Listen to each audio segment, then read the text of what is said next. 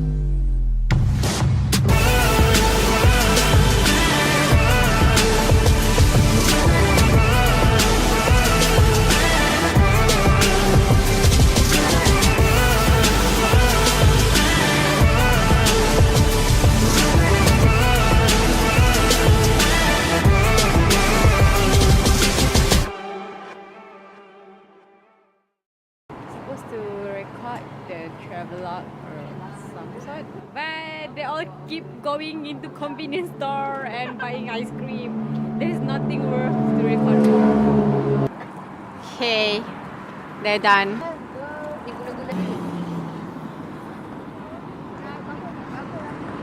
Guys, bicycle.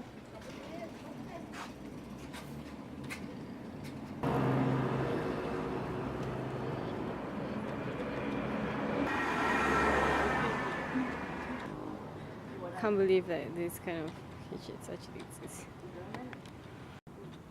Tadi kita macam mana? Okay. 1, 2,